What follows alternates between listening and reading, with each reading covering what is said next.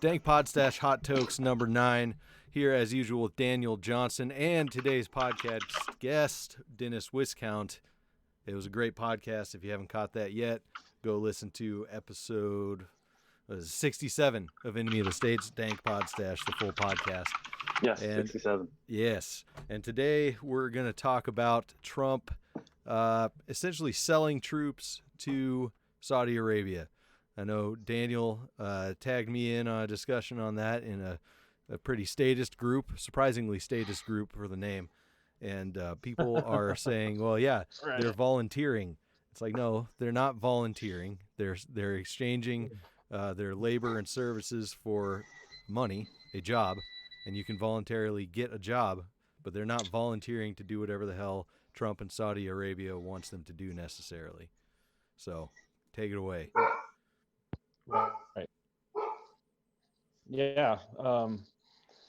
There was a quote from Trump, and in all of his eloquency, he basically said that Saudi Arabia gave like, what was it, 1.2 billion for troops or something. So they put $1 billion in the bank. So essentially he's $1 billion in the bank. Yeah, that's what he said. He's so eloquent when he says stuff like that. But he admitted that he sells troops to Saudi Arabia and it's probably other countries as well. And my stance on that was that's slavery.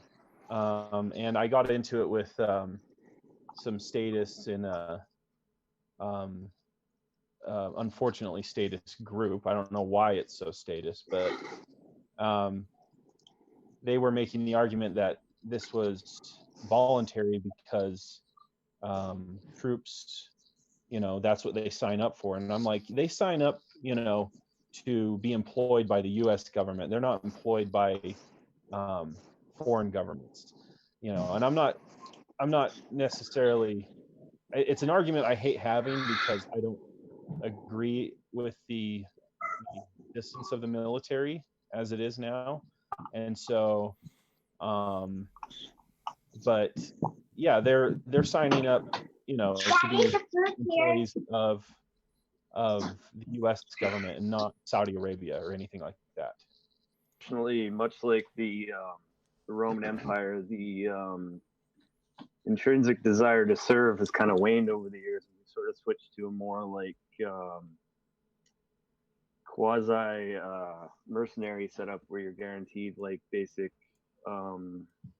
assurances as long as you become ironclad to the contract you signed, and you get your college out of it, or you get some sort of cash sign-on bonus. You're compensated for your work. And on top of that, now Trump isn't seeming to keep it as in the dark about how that sort of transaction takes place on the world stage. Right. Mm-hmm. I don't know that the problem I have is I don't know if I can fully call it slavery, because in their contracts there may be some addendum that allows for them to be contracted out to other governments. I think it's it's not mercenary work necessarily either, because they're not getting paid. It's a weird area, but like you said, Daniel, I don't like arguing for the existence of a military, but it's just a strange thing. I mean, they're putting money in the pockets of our government and not the people who are doing the work. Right. The government, Trump, he is taking these their kids, he's taking them and they sign up because I tend to have more sympathy towards the military and people that join the military, because I don't think they're doing it for the same reasons as like why somebody becomes a cop. They really believe that they're fighting for something good and bigger than themselves. And I, as someone who tried to do that at one time, I understand that, but they're signing up to be employed with the U.S. government. They're it was never, if it's stipulated in their contract that they can be, leased out or sold to another country, that's one thing. But I've never heard of that, and I would argue that that would constitute what the government classifies as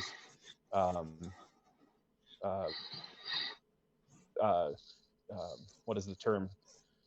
Being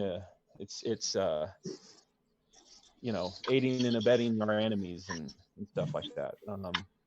What was it that one dude said? It was allied, something about helping allies, allied nations. Right. So he made the argument that it was that's just part of the job description, is helping allied nations, and I'm like, I don't know if that's stipulated anywhere. Mm-hmm. Because I'm all about contracts, and if this is truly if it's stipulated somewhere, then I'm still going to argue for the abolishment of the government, and by extent the and the military comes with that. So, but in their defense, I would say they're not signing up to fight for Saudi Arabia. They're signing up to fight for the U.S. and he basically admitted, I'm selling these guys, and they're not paying these guys they're not paying the military personnel any extra. They're lining the pockets of the politicians more. Right. This is just to help the U.S. government, and it's not to any way benefit the troops or anything like that. Right. Mm-hmm. Especially going to Saudi Arabia. And then I found another little clipped tweet from Donald Trump with a headline. And Trump said, "Under my administration, we will never make excuses for America's enemies. We will never hesitate in defending American lives, and we will never stop working to defeat radical Islamic terrorism." And then the headline is, "U.S. yard to build 4 Navy ships for Saudi Arabia." So.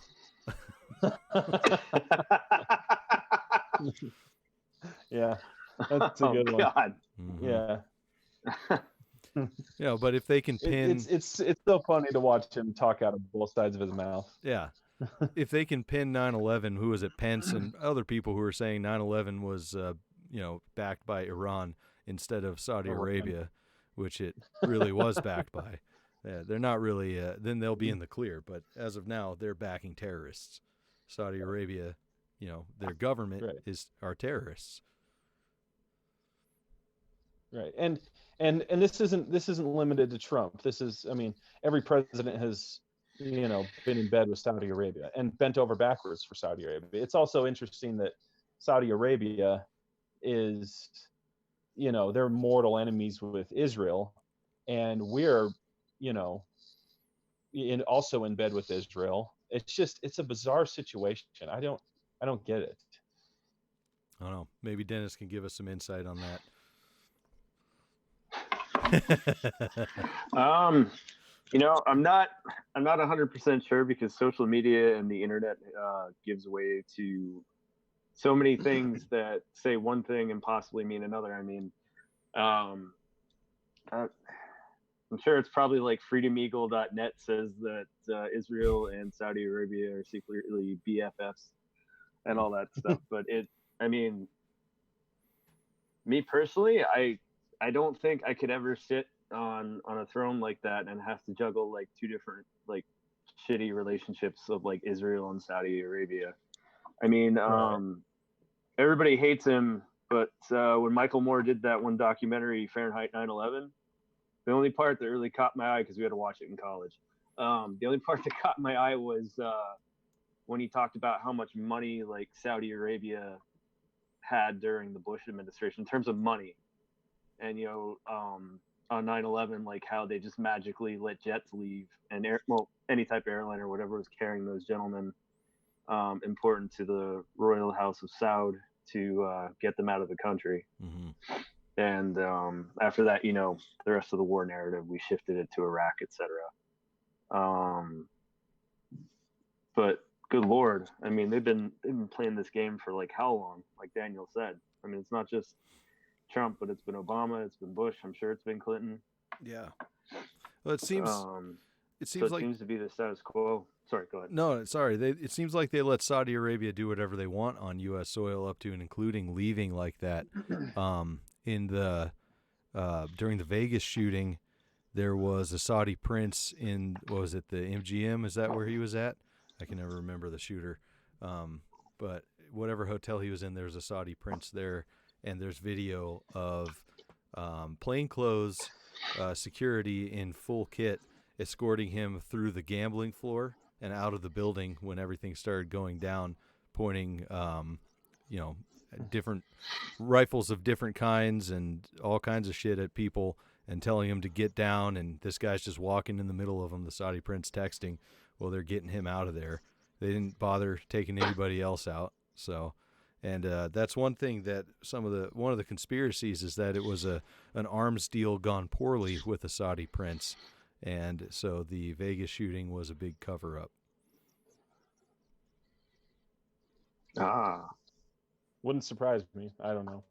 I haven't dove into the Vegas shooting Yeah. a ton, but I've seen the video. I've seen a lot of videos that are no longer on the internet. Like the day that happened, my buddy and I were texting back and forth because he goes to Vegas quite often, so he was super interested in it. And I found a video that was up on YouTube for a little while of a security guard walking up to the crowd. You could see the hotel in the background, and he has his arm kind of straight and weird, and you hear fire coming from the background, and then all of a sudden he lifts up and is holding a rifle and just starts popping into the crowd.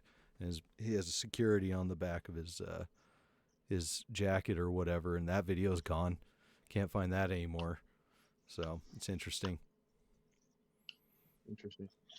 Yeah. I think there's ties with Saudi Arabia either way. I don't like it. The whole putting their hands on the creepy glowing globe and then getting their dog collars, all the presidents getting their dog collars from the Saudi king and whatnot. It's just disgusting. Right. I think that if there ever was to be a military base from another country inside the U.S., it would be Saudi Arabia's. Yeah, Saudi Arabia and Israel. No doubt. Yeah, it's crazy. It's just, I don't like these are people that their government is very anti-gay. They're very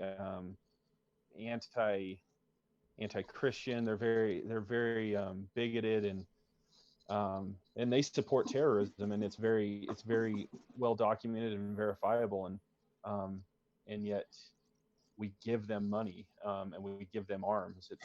It's crazy to me. And now we're selling troops to them.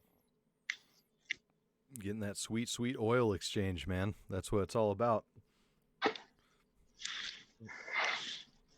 Well, I think that's pretty good. Nice quick hot tokes on how Saudi Arabia and Trump and all that sucks. I like it. Let me know in the comments on here, Facebook, wherever you see the video, if you think that Trump sending those troops in exchange for payment to him, not the troops, is slavery, conscription, mercenary work, whatever you think it is. Let me know. It's a fucked up web of who knows what, but I want to know what you guys think. And if you're seeing this on Monday, thanks for being a Dank Podstash patron. If you're seeing this on Wednesday, thanks for liking, subbing, and watching the video.